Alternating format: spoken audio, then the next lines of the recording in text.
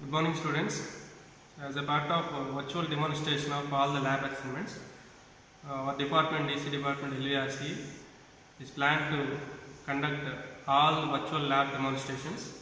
So, as a part of that, from the analog communication lab in the 4th semester, here I am going to explain the lab experiments for analog communication, and that too in the hardware part. So, out of that, the first experiment in the hardware part is amplitude modulation and demodulation. So here I will explain about how to connect and produce the outputs in the CRO of amplitude modulation and demodulation experiment. So after watching the video, you may get some knowledge about what is the amplitude modulation and how to analyze the output of the amplitude modulation in the CRO by changing some input amplitudes and some input parameters, and how to analyze the modulation as well as demodulation. So starting from the connections, analysis and output observation and then calculations.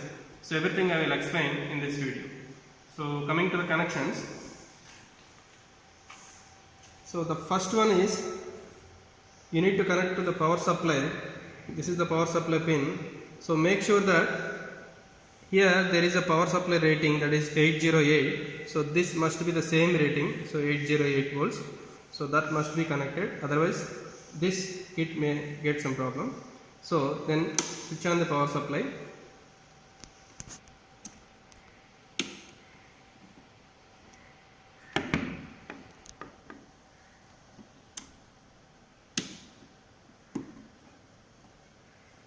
So there is some problem. So, okay. So after switching on the power supply, so here connect one CRO probe and switch on the CRO and make sure that there is a horizontal line initially we are obtaining at the CRO screen. So by placing it at the ground, you can set this line and removing this, and first observe a message signal and a carrier signal in the CRO, then connect message signal to the modulator as well as carrier signal to the modulator, and then finally observe the AM modulated output. So initially I am going to observe what is the message signal it is generating. So it is a default modulating signal generator is there, having a 1 kHz of frequency which is generating at this point. So let us connect the positive pin here and negative pin here. Then after changing this, then you can clearly observe the message signal which is displayed on the CRO. You can change the amplitude as well, but you cannot change the frequency, but because it is a fixed to 1 kHz only. So this is what the message signal, and let it be some 2 volts peak to peak. Next, similarly observe the same for carrier signal. So here carrier signal is also inbuilt, which is generating 82.5 kHz of frequency. So then again observe the carrier signal frequency, because the carrier signal frequency is high compared to the message signal frequency. That's why the waveform will be dense like this. So you can adjust this time for division knob so that you can clearly observe the waveform. So this is what the carrier signal, and having the frequency of 82.5 kHz. Of course you can adjust the amplitude, but you cannot adjust the frequency because the frequency is fixed here. So adjust the amplitude, let it be again 2 volts peak to peak, and then connect this message and carrier signal to the modulator. So here I am removing the CRO probe and making the connections. So connect the message signal 1 kHz to the same 1 kHz here. So this is the message signal input, and connect the carrier signal to the carrier input which is mentioned here. So for the modulator generally we have 2 inputs, one is a message signal and carrier signal. Then finally you can observe modulated output here. This is clearly it is mentioned AM output. So you can observe the AM output here. So this is the amplitude modulated output which is shown like this. If you adjust this time per division knob, you can clearly observe the output. So try to hold this, try to hold the waveform. So this is what the AM modulated output. So you can clearly observe this is the AM modulated output for under modulating condition. So how to change the AM output for different modulation conditions? So here we have 3 modulating conditions: critical modulation, under modulation and over modulation. So for under modulation, the amplitude of the message signal is less than the amplitude of the carrier signal. Since the modulation index K or mu can be defined as AM by AC. If AM, that is the amplitude of message signal, is less, then that is under modulation. If AM is more, that is amplitude of message signal is more than carrier signal, then that is said to be over modulation. So that's why here I am adjusting the amplitude of the message signal.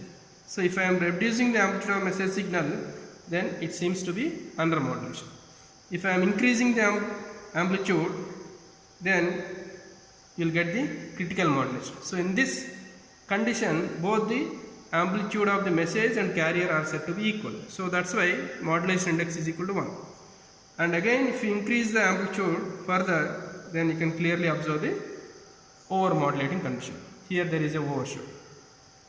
For these 3 conditions, you need to calculate modulation index.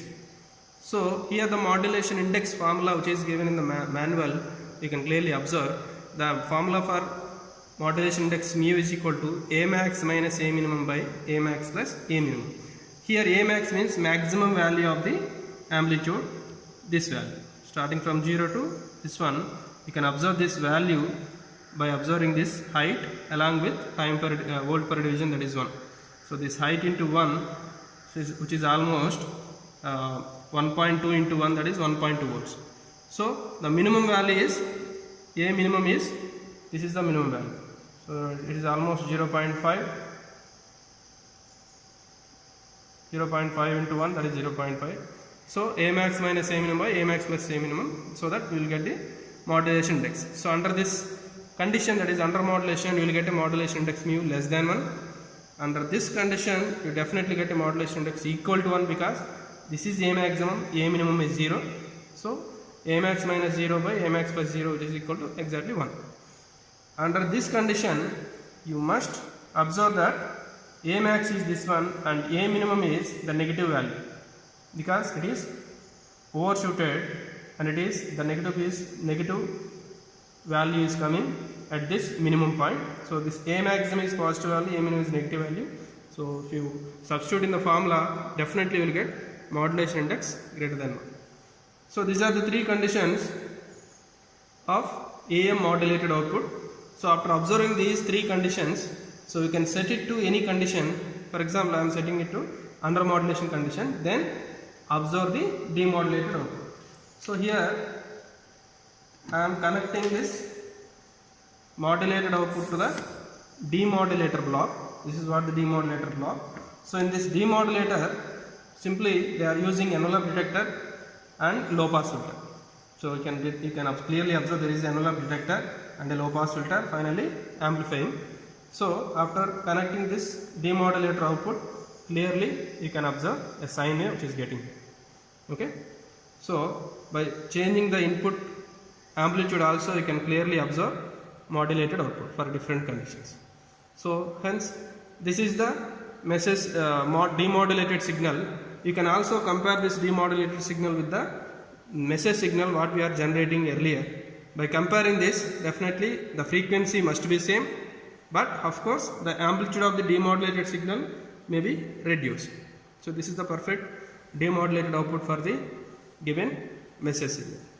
So after observing all these waveforms at different conditions, you need to calculate modulation index for every condition. After calculating the modulation index, you need to analyze, so for which condition the output is getting perfectly and for which condition the demodulation is getting some disturbances. So this is the experiment for amplitude modulation, and this is what the connections. Thank you. Thank you.